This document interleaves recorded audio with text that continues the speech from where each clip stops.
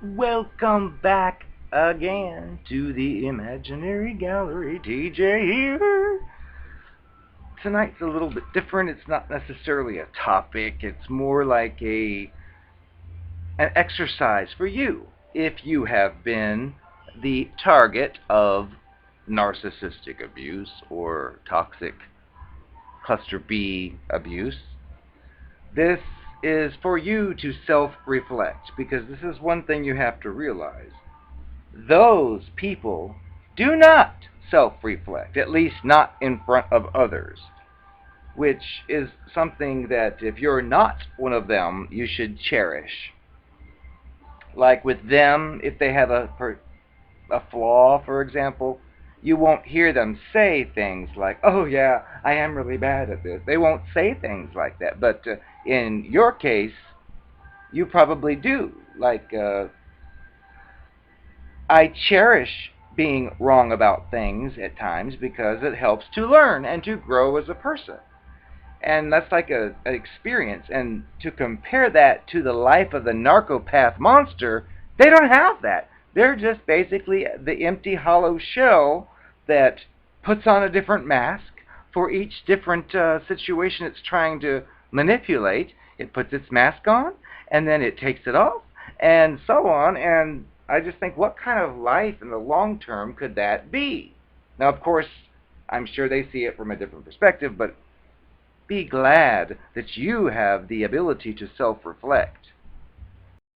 Also, keep in mind, after you got to know your narcopath, they seem to believe they always have to be right about everything, and that includes what I've seen termed as, they have an override button on reality, which means even when they're wrong about something, let's say it's something you know is wrong, they will still argue their fake point until the conversation's done and they'll leave.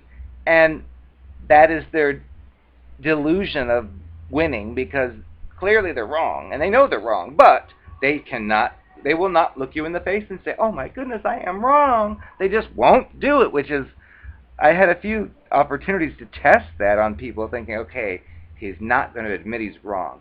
Let's push it and see where it goes. And it was not pretty, because even though it was wrong all along, it was like an experiment to just look at it, to just make mental notes. This is sickening. I would hate to live my life this way. But if you've been a target, it's time to revel in the fact you have the ability of self-reflection. Celebrate that, because they don't have it and probably never will. And I've learned it doesn't do any good to try to talk to these people when you uncover certain flaws. But they're not here. So just for your own information, just so you know you didn't lose it, I thought I would share when dealing with those people, because they are basically already programmed, and whatever image of themselves they've shown you is complete fabrication. So when you grasp onto this piece of it and that piece of it and try to twist it this way, it doesn't work, because none of it's real. It's a mask. But one of the other things I've used, it's healthy to lose in real life. It helps you grow. It helps you adjust, switch your gears.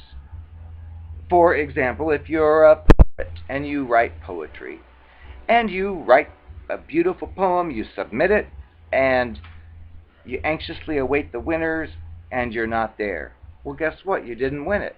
It helps you grow to think, well, I wonder what was the matter with my poem, and then you self-reflect and dig deeper, and maybe even ask for feedback to say, well, what was wrong with my poem? And then you take it and grow from it. And it's all based in reality. With these narcopathic fools, they've created or constructed a fake sense of reality just to get some little short-term goal here or there, and it's just a non-existence. It's not a real life. But like with this poetry thing, let's say that you read the winning poem and you see, oh, I see what I didn't do. That one did this. And then you adjust your style. And then the next time it comes up, you submit your poem, and guess what? It wins. Well, that is a tremendous feeling of accomplishment because you struggled the first time and then you won. So compare that to someone who has to superficially always win every single thing. No thanks. Because that is not living. That is fake. That's phony life. And in regards to have to win every time, I find that to be unrealistic as well, because the example I give is Candy Crush Saga or Candy Crush Soda Saga, of which I've stopped playing, but I used to play it, and part of the appeal was, I mean, first off, it would be no fun if you start level 1 and then you win, you go to level 2, which they spoil you in the beginning. But let's say the whole game went that way, that every time you played you won. Well, you'd probably soon get bored of it. So that's why I think these cluster B monsters are not living a real life, because that's part of the fun of the game, is that you lose and you lose and you lose, and then you do something different and you win. It's like a delayed reaction, but again, it's based in reality. These narcopathic people are not based in reality. So they're never going to experience a real, genuine life, which you can feel proud that you can, and just feel pity for them. Peace, Illuminati.